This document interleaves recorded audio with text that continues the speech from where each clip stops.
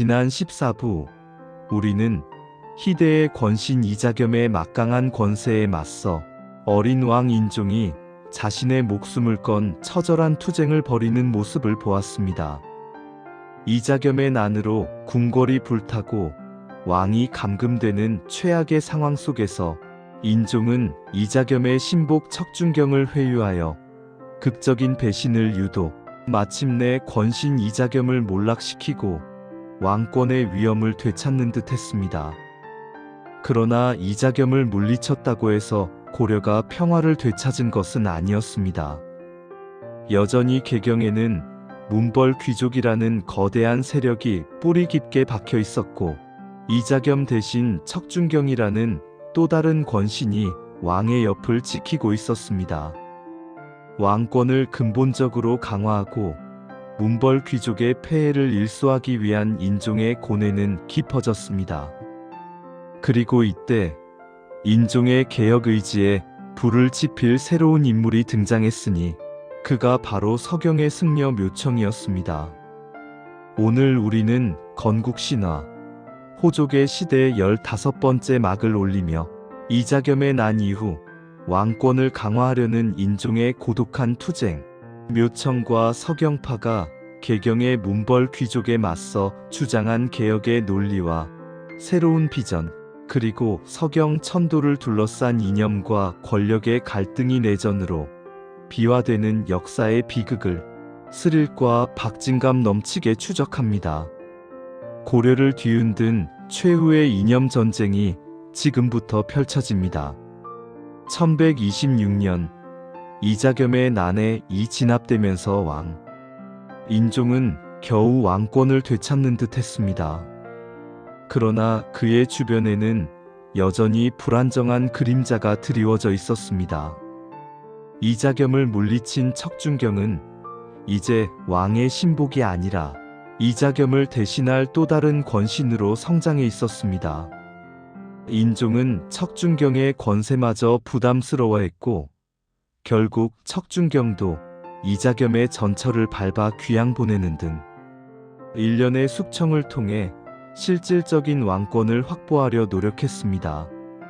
하지만 이자겸의 난과 척준경의 축출 과정에서 왕실의 권위는 크게 실추되었고, 수도 개경은 전쟁의 상흔과 함께 문벌 귀족들의 탐욕으로 인해 낡고 쇠락한 기운으로 가득했습니다.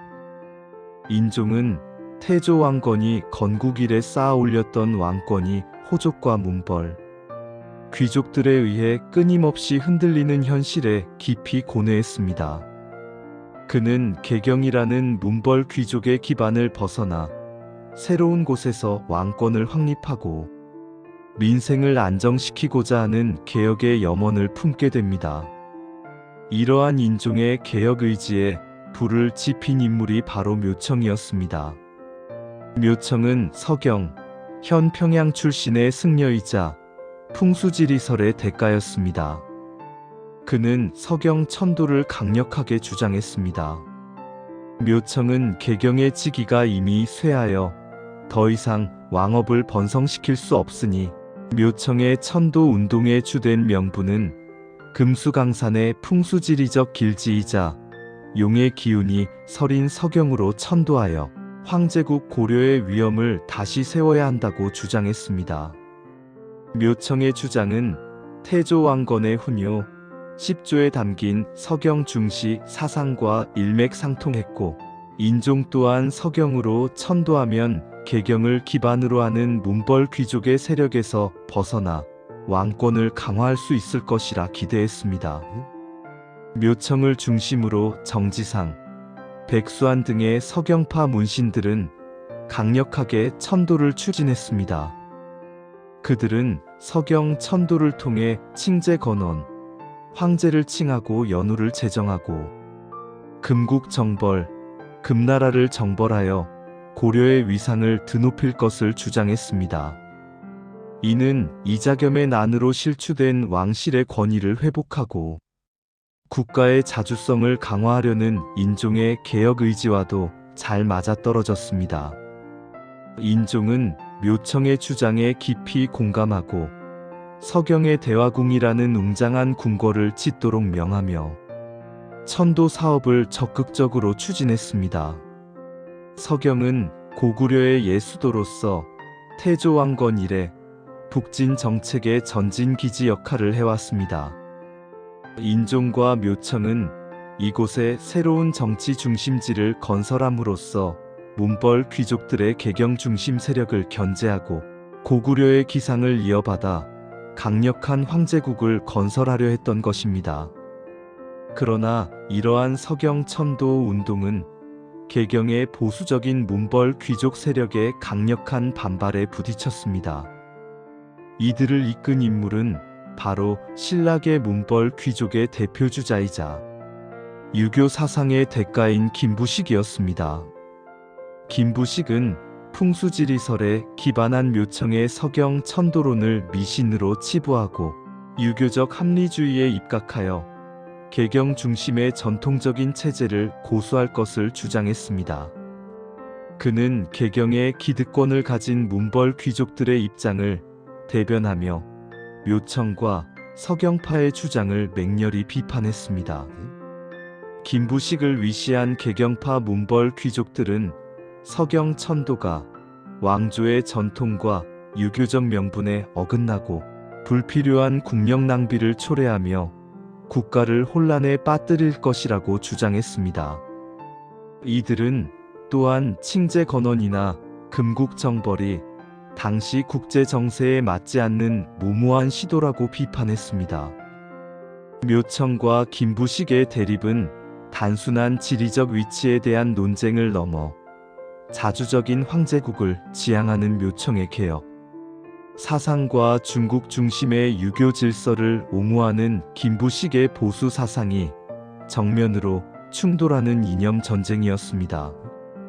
인종은 서경 천도를 강력하게 추진했으나 개경 문벌 귀족들의 조직적인 반발과 정치적 압력에 부딪히며 점차 흔들리기 시작했습니다. 특히 서경의 대화궁에서 번개가 치는 등 불길한 징조가 나타나자 개경파들은 이를 천도의 부당함을 알리는 하늘의 경고라고 주장하며 인종을 압박했습니다. 결국 인종은 묘청에 대한 지지를 철회하고 천도 계획을 중단했습니다. 인종의 지지 철회로 개혁의 꿈이 좌절된 묘청과 서경파는 절망에 빠졌습니다. 그들은 개경의 문벌 귀족들이 왕의 개혁 의지를 꺾고 자주적인 고려를 약하게 만든다고 비판했습니다. 결국 1135년 묘청과 정지상 등 서경파는 대화궁을 근거지로 칭제 건원을 선포하고 국호를 대위, 연호를 천계라 하며 무장 반란을 일으켰습니다. 묘청의 난이 발발한 것입니다. 이로써 고려는 개경과 서경을 중심으로 하는 이념적이고 정치적인 대립이 무력 충돌로 비화되는 최악의 내전 상황을 맞이했습니다. 왕건의 통일 이래 최대 위기였습니다.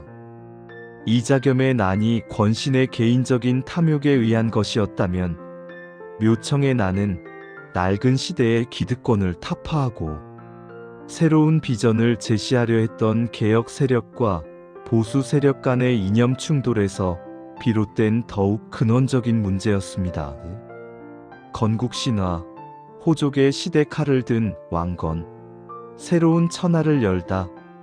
다음 16부에서는 묘청의 난이라는 고려, 최대의 내전 속에서 인종의 명을 받은 김부식이 개경파를 이끌고 서경파를 진압하는 치열한 전투와 그로 인한 역사적 결과를 스릴 넘치게 다루겠습니다.